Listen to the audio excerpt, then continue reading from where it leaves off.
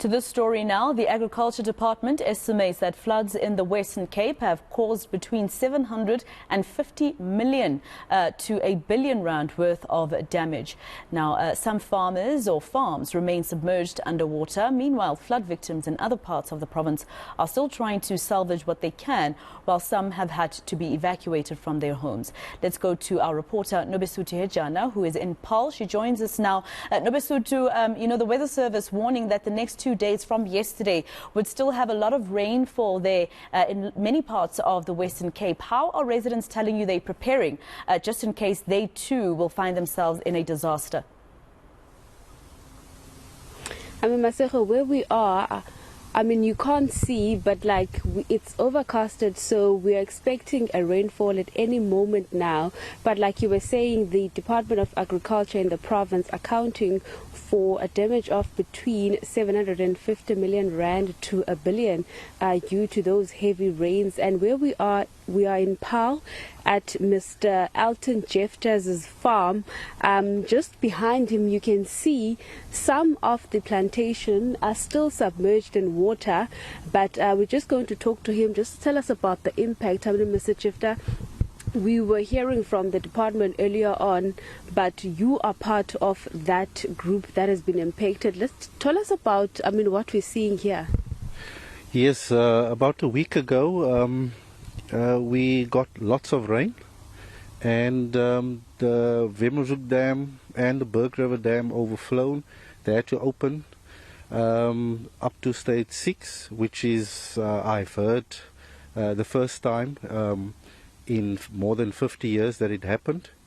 And this river couldn't handle all the water, plus also the rain and the Storms River runoff. And the river burst its bank at a number of places, and a lot of our farmers that's along the river have experienced massive damage. If it's not by erosion, by 20-30 meters of soil that has been taken away from your farm, or your trees are submerged under the water. Here we stand next to our mother stock, Protea or fynbos plantation, which we use to multiply plants, Protea plants for farmers and for the public. And this was totally submerged, about 2 meters underwater.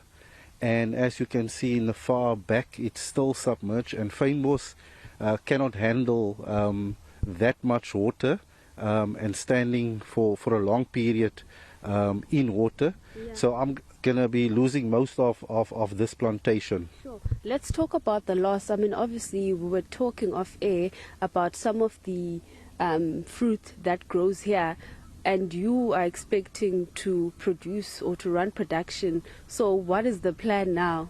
Yeah, I've started planting 2 hectares of purple fig for the export market. It's still young plants, and all of those young plants are underwater. And then what's left of a bit of plums, they also underwater. Still, we cannot access that part of the farm.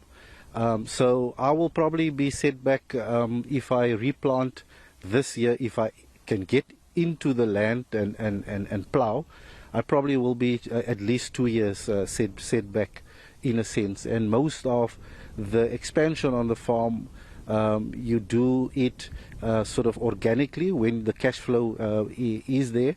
And with a number of setbacks, COVID-19, so you think you're recovering, and then the economic crisis, and now sort of this flooding. So I don't know how deep the pockets are of many other farmers, but I do know my pocket is sort of empty. So yes, any help, I think what the government has got, we as farmers will appreciate.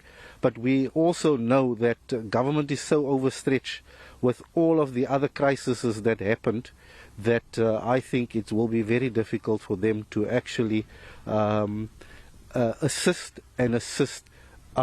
All of the river systems, the Olifants River, the Breeder River, all of those areas, farmers have huge damage. Lost cows and all that. I've spoke to some of my colleagues. So yes, to farm next to a river it's got its positives and its negative. And I know with climate change, it's very difficult to get the balance between too little rain and too much rain.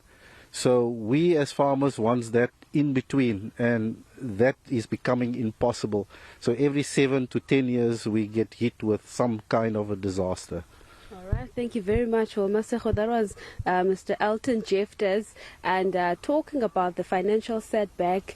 We've also heard from the Premier saying that they will also be checking with their provincial treasury and also be reaching out to the National Minister, Mr. Enoch Godongwana, to assist, as they've already been in touch. But for the infrastructure, the department is still doing some assessments to check how much has been will cost the province in terms of like the refurbishment and also working on the damaged infrastructure.